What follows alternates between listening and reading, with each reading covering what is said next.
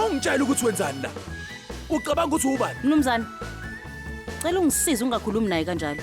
Umuntu engisebenza naye emaduze kabi lo.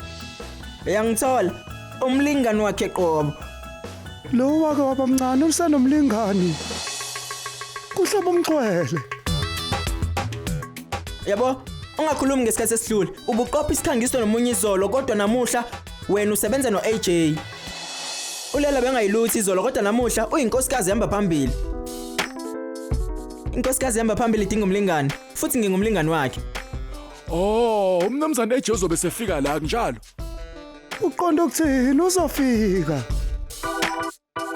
Uma ngabe uAJ engafiki, ngizoletha upetrol ukuthi ngishise yonke le ndawo lena. Arti, Mnumzane, kufanele ngiyilungiselele. ubeke lapha. Ngizonqonqosela sethi qala bese ngidudulela umlingisi kuwona. Hawu mnumzane, yindaba manje wakhuluma kanjalo AJ ushile nje wathi uyeza. Okusho ukuthi uzozalana ngesikhathi futhi. Futhi Arti, ngicela ubeke phansi lelo kani bandla, ngicela ubeke phansi. Ungawubeki phansi engakafiki lo AJ.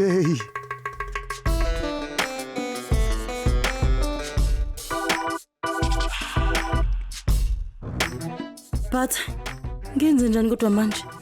Dadewethu ingabe ngempela uzobiza uAJ? Ususangene yini wena?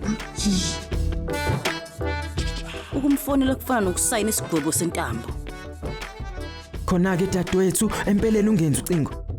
Vele nje wenze sengathi ukhuluma noAJ yezwa sisi. Usubukelekele ngempela emva kokuhlela nami wena. Yebo.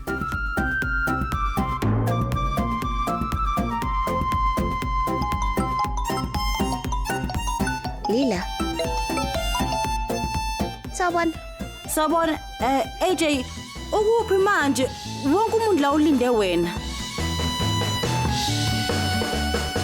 Lila, ngize kuphi manje ukhuluma ngani? Oh, hayi kulungile. Ngicela uphuthume ke AJ. Kumele siqale maduzane nje lana ukushutha lesikhangiso. Lila, angishongo ukuthi ungayifaki yonke lenkingi kodwa wena awuzwa. Uhambe nekhanda lakhe eqinile, waya ku-AJ wamdonsela ukuthi alingise. Sisi ngiyacela kuyo yonke into ayenzayo ungayifaki enkingeni lapho ngiyacela. Yebo kulungile, okay kulungile bye. Ulila usenkingeni ngempela. Kwenzekeni madam? Umnumzane AJ uyeza. Hawu, yebo sengikhulumile naye. Uyeza nje la maduzane, bengicela siqhubeke kathi nesilungisele ishoot. Yena uzoqhamuka noma yinini nje. Futhi bengicela sibeke phansi lelo kani bandla. Cha nakancane. Lokho kungaba sezandleni zakhe kuze kufike umnumzane AJ. Kulungile.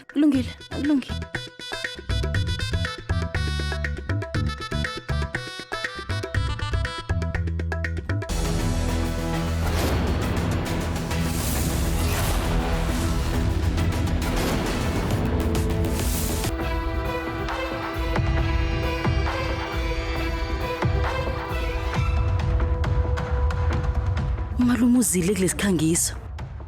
Kodwa uzodinwa kakhulu methola ukuthi yimini isiqhawela lana.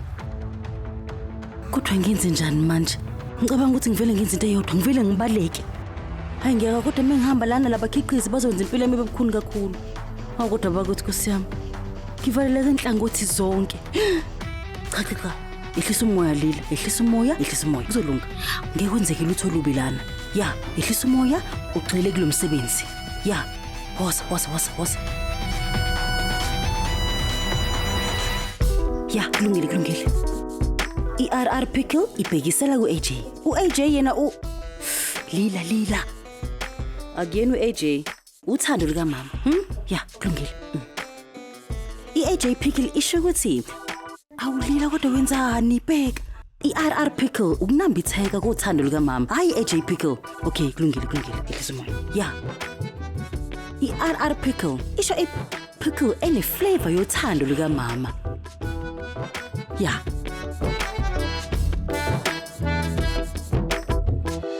Luze, mnumzane ngicela uze.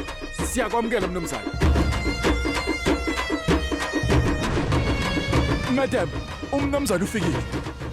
Inkosazane kudingeka siqale ukushutha manje. Mnumzane umlingisi oqavile. Madam,